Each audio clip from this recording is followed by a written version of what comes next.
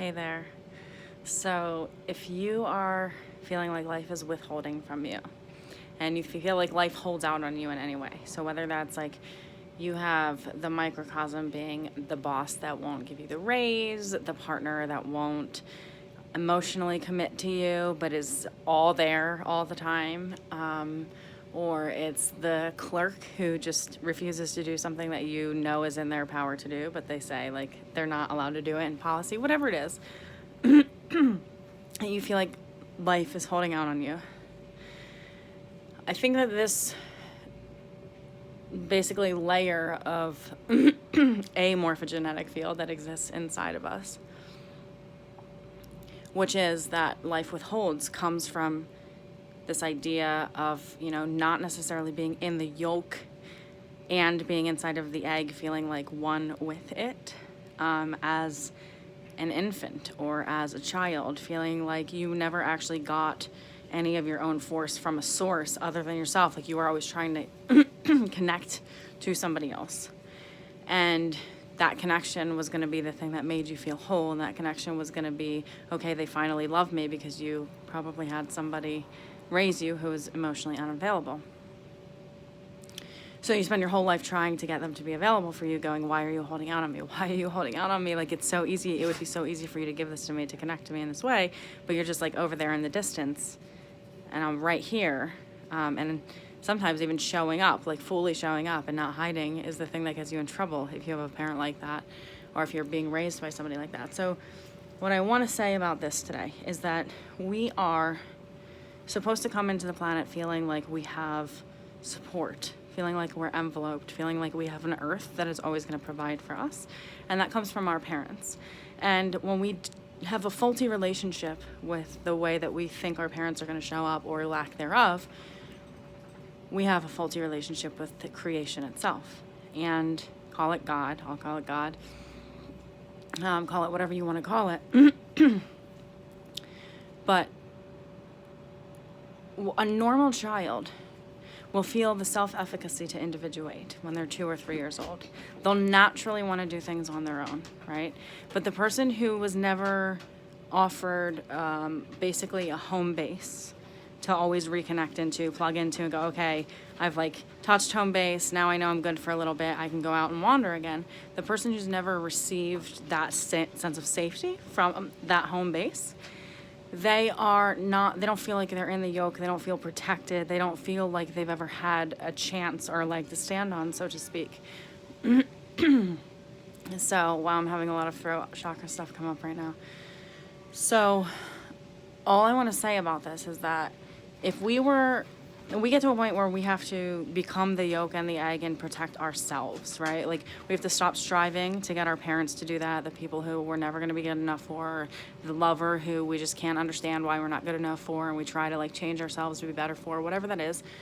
When we feel connected to ourselves, the way that an infant would naturally feel connected to its mother, which would be its earth, and when we connect to ourselves in that way, we have a source energy that permeates through us that we can actually utilize and create force in the world, instead of kind of feeling like, oh, we can't create any force in the world until we get love, or until we're secure, or until ...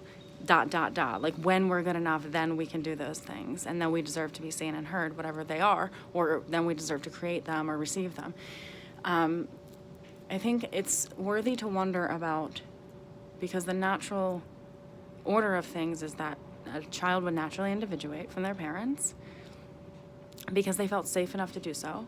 People who have never had that sense of safety, they spend their lives trying to get it, usually in faulty ways. But at the end of the day, they come to this place where they have to provide that safety for themselves. And once we do that, then it's like, okay, everything is neutralized. Like all of the triggers are neutralized. And then you can actually create from your own source energy, instead of trying to kind of project it out into the world to get love. So I think it may also be true that God asks us when we go, okay, God, why do I not have this thing? Why do I not feel this way? Why, like, can you please take this pain away? It doesn't look like what it should. And we feel like God then is holding out on us, because we're like, oh my God, my spirit knows it's possible. Maybe my ego wants these things to compare itself to other egos, but regardless, like on a creative level, and that's ironic because then you get to live in two worlds at one time, so you don't really need the thing anyway. But when you go, my spirit knows it's possible to have this life that I really want, and I'm finding like this glass ceiling, and I feel like you're holding out on me, God. I think that's the point where we come to where God goes, honey, I need you to individuate and create from your will.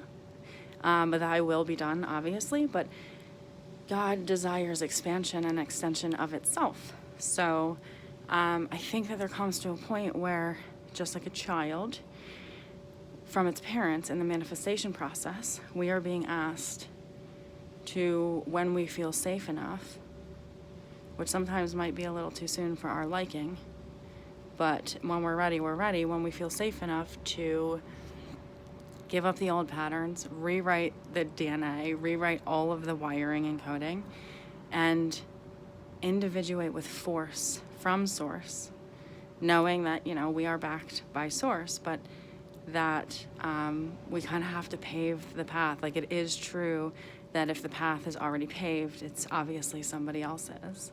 So, that individuation process, I think, is big for codependents, because we're always looking for somebody else outside to say you're worthy, or we're reading the books to make ourselves better as people because we're lovers and we want to love and we want to be better people and we want to understand, and we can use that as a crutch.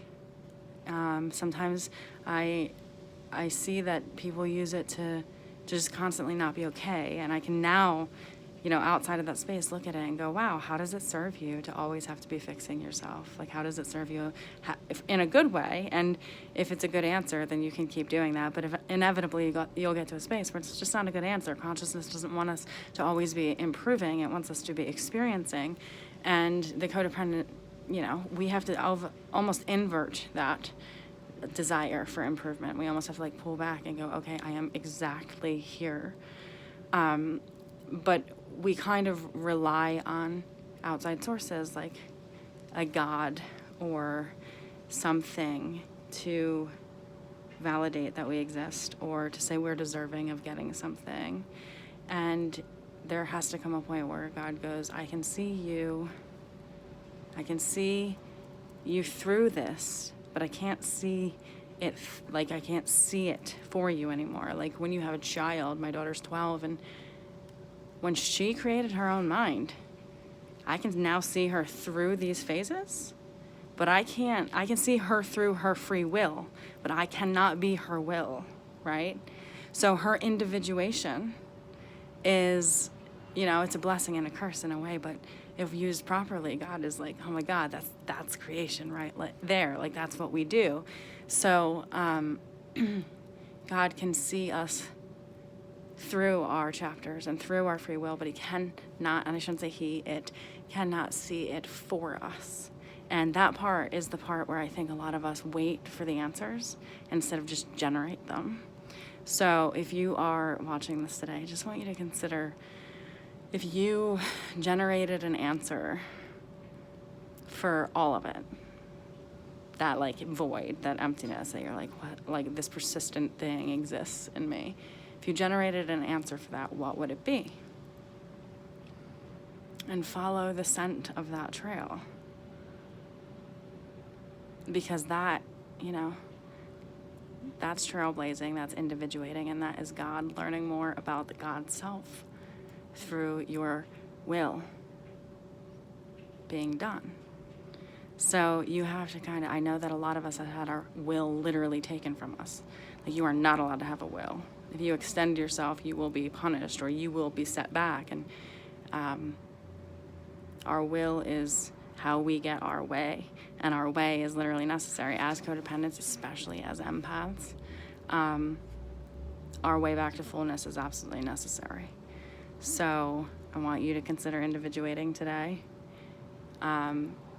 Stop relying so much on answers outside and start considering if your will was engaged the way it was when you came into the planet, bold, okay, I'm here, guys, I'm willing to be here.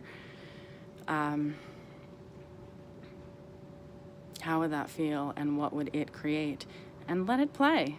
Let it have a voice instead of shutting it down, waiting for to be deserving of it or waiting to have enough money for it or whatever it is. Just let it play with you in consciousness. Bye.